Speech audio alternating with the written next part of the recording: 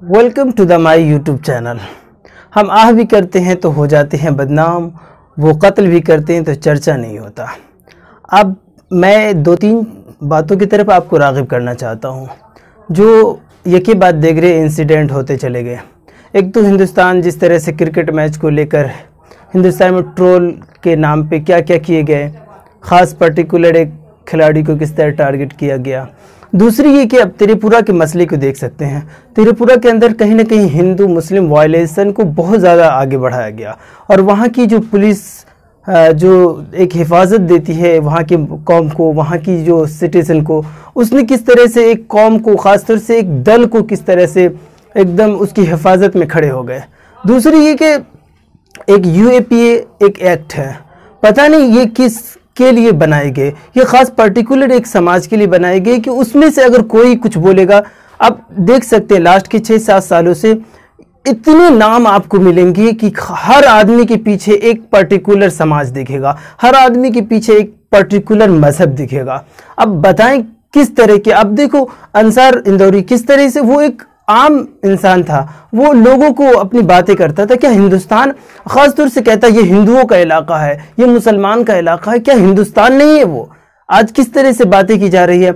अंसार इंदौरी के साथ किस तरह से उसे UAPA लगा दिया गया। पता नहीं UAPA का एक खास पर्टिकुलर समाज के लिए ही बनाई गई। हर रोज चौक चौराहे पे, चाय के टी पॉइंट पे जिस तरह से गाली गलौज किए जाते हैं, जिस तरह से कौम को किस तरह एकदम डिमोटिवेट करना, जिस तरह से पाकिस्तान तक गर्दान देते हैं लोग, उसके लिए कोई पर्टिकुलर कोई UAPA नहीं या हिंदुस्तान की कोई कानून उसके लिए है ही नहीं। सिर्फ कानून है तो सिर्फ एक पर्टिकुलर समाज के लिए। खास ज्यादातर लोग नाम लेने से कतराते, मैं एक खास कह रहा हूं कि मुस्लिम कम्युनिटी के लिए है। क्या ये इतना माजूर हमारी गवर्नमेंट हो गई कि एकदम अगर एक पर्टिकुलर समाज को अगर टारगेट ना करे तो वो इख्तिदार से बेदखल हो जाएंगी। हैरत की बात है, जहां इतनी बड़ी तादाद एक कौम की है, एक हिंदू समाज की है, उसमें हिंदुस्तान में कल्चर हिंदू मुस्लिम तहजीब, गंगा जमनी तहजीब की बातें की जाती थी। अगर खास जो उस जमाने की बात की आज के नेता लोग टारगेट करते हैं कि मुगल सल्तनत ऐसे थे, बाकी जितने नवाबों की सल्तनत, अगर नवाब अगर उस जमाने में भी अगर वो एग्रेसिव माइंड के होते, अगर वो अपने मजहब को आगे प्रमोट करने देते तो पता ही हिंदुस्तान के क्या नक्शे होते। लेकिन उन लोगों ने सब धर्म की किस तरह से हिफाजत की और हिंदुस्तान में तहजीब को बरकरार रखा। लेकिन आज क्या हो रहा है, जब से वो इख्तिदार में आए न जाने कितने मुसलमानों को जेल के सलाखों के पीछे डाल दिए।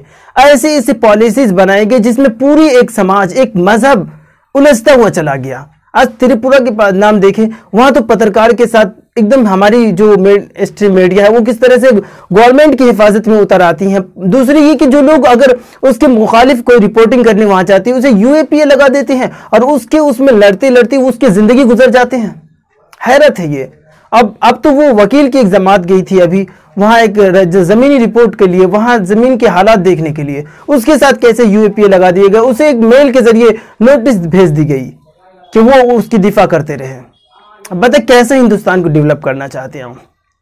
ये अंधेरा कब छटेगा पता नहीं। और इस गवर्नमेंट को क्या हो गया, पेट्रोल जैसी चीज को हिंदुस्तान के लोग तंग दस्ती से ऊपर उठने का कोई रास्ते दिख नहीं रहे हैं। पता नहीं ट्रिलियन मिलियन कैसे हिंदुस्तान बनेंगे। लेकिन हमारी कौम आपस में इंटरनल वॉर में किस तरह से, अब मैच को जिस तरह से लिए गए, एक खास कम्युनिटी बेस्ड लिए गए। क्रिकेट टीम एक खेल है जो हार जीत का खेल होता है, उसको किस तरह से कौम एकदम हुब्बे वतन का यही मेयार है कि क्रिकेट मैदान फैसला करें। ये फौज किस काम के लिए है आखिर? हमारी गवर्नमेंट की जो फॉरेन पॉलिसी किस काम के लिए है? हमारे आवाम के अंदर जो एबिलिटी है, सलाहियत है जो आगे बढ़ने की, हिंदुस्तान को तरक्की देने की, वो लोग किस काम के लिए आएंगे?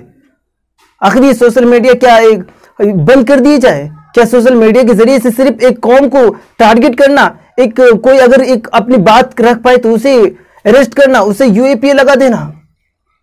ये UAPA कुल्ली तौर पे एक कम्युनिटी के लिए ही बनाई गई और इसके लिए कभी कांग्रेस को कभी माफ नहीं करेंगे कम्युनिटी। और जिस तरह से गवर्नमेंट इसको इस्तेमाल कर रही है, एक प्रदेश में अभी इलेक्शन चल रहा है, वहां किस तरह से लोग, इतनी बड़ी तादाद वहां मुसलमानों की रहती है, लेकिन इतना खौफ व हरास में रख दिया, पता फौरन मैच से कह देते एक मुख्यमंत्री होकर ये हिंदुओं का है, यानी गवर्नमेंट का पैसा मंदिरों के लिए इस्तेमाल होगा। शर्म आनी चाहिए कि हिंदुस्तान के डेवलपमेंट के लिए इस्तेमाल करें ना। क्या हिंदू कौम या मुस्लिम कौम के पास इतने पैसे नहीं जो अपने धर्म स्थल बना पाए? क्या उसके पास इतनी अल्लाह ताला ने इस्तिताअत नहीं दी कि मस्जिद मंदिर बनाए अपने लिए?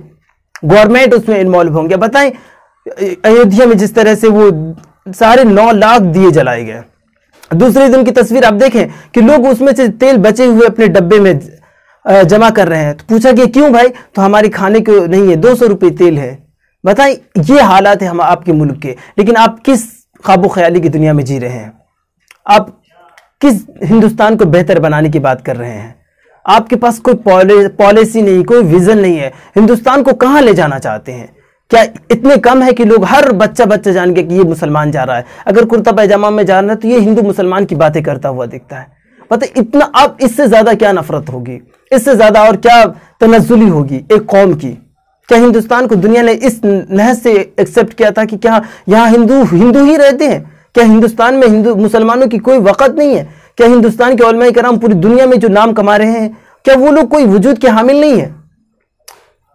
एकदम गौर करे, फिक्र करे, आप हिंदुस्तान को बेहतर बनाए। बराए करम हिंदुस्तान की जो गंगा जमनी तहजीब को एकदम पकड़ कर रखे, चूंकि बहुत टूट चुका है। अब इससे ज्यादा टूटा तो शायद कि अब देखेंगे बरतानिया के जो छोटे मुल्क है, या अफ्रीका के जो छोटे छोटे मुल्क है, या फिर मिडल ईस्ट के जो मुल्क है, शाम, इराक या फिर सीरिया, जितने मुल्क देख रहे हैं तबाह बर्बादी के जो कगार पे गए हैं, वहाँ की गवर्नमेंट, वहाँ की जो खासतौर से एक कम्युनिटी जो अक्सरियत में रहने वाले लोग, झूठ, आप अक्सरियत में जिस कौम में रह रहे हैं वो कैसे तनज़्ज़ुली का शिकार, वो कैसे खतरे में हो सकता है?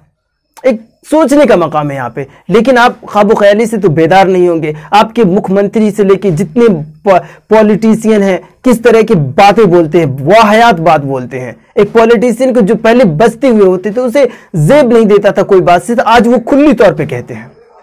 शर्म की कोई इंतहा नहीं, बेशर्मी की कोई हद नहीं। टीवी पे बैठे हुए लोग पर्टिकुलर कौम को कुल्ली तौर पे गाली देता है ताकि एक समाज सिमट कर एक तरफ आया, मुझे वोट दे। ऐसी वोट आप पूरी जिंदगी करें हुकूमत, कोई लेना देना। एक बात कान खोल के सुन ले, जिस कौम की हिफाजत, जिस कौम की रिज़्क़ का मालिक खुदा है, जिसका पूरे देख रेख करने वाला खुदा है, उसे दुनिया की कोई ताकत मिटा नहीं सकती। और आप हिंदुस्तान को बढ़ा तो सकते हो, हिंदुस्तान को तरक्की तो दे सकते हो। एक कौम को 20 लाख 20 करोड़ लोगों को आप यूं ही खत्म कर देना चाहते हो? ऐसा मुमकिन नहीं है। अपने वक्त को इधर वेस्ट मत करें, अपने वक्त को इधर ज़ाय मत करें। आप हिंदुस्तान को कंस्ट्रक्टिव राह पे ले जाए, हिंदुस्तान की फौज को मजबूत करें, हिंदुस्तान की दिफाई ताकत को मजबूत करें, हिंदुस्तान की एजुकेशन पॉलिसी को मजबूत करें, हिंदुस्तान के हेल्थ सेक्टर को मजबूत करें। कि कोरोना में क्या हाल हुआ, इतनी लाशें गई दिल्ली की जैसे सिटी में, आप सोच सकते हैं।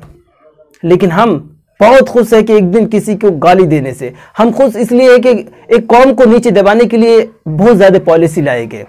अफसोस दर अफसोस कि हम में से कोई ख्वाब गफलत से उठने को तैयार नहीं है। ना अल्लामा इकबाल ने इसी हिंदुस्तान के ख्वाबों की ताबीर बताए हैं। वो चले गए पाकिस्तान, लेकिन हिंदुस्तान की तारीफ करते हुए सारे जहां से अच्छा हिंदुस्तान हमारा, वो कह के गए हैं। ऐसे हिंदुस्तान का तसव्वुर हमारे आबा व अजदाद ने किए हैं। लेकिन आज हमें जिस तरह से टारगेट किया जा रहा है, हमें हर महाज पे एक छोटी से छोटी बातों को लेकर किस तरह से गाली गलौज नफरत के अंगारे में ढकेल दिए जाते हैं। उम्मीद है कि ये वीडियो से हम लोग, एक ही रास्ता हमारे पास है कि हम तालीम में आगे बढ़े। आपके पास पैसे उतने नहीं है, आज छोटे मोटे लोग उठते हैं कि मेरे यहाँ वो काम करता है। आप ऐसे बने कि आप अपने अंदर हज़ारों हज़ार को नौकरी दे ताकि आपकी कौम आगे बढ़ सके। हमारे इस वीडियो को लाइक, शेयर एंड सब्सक्राइब ज़रूर करें। Thank you so much for watching this video.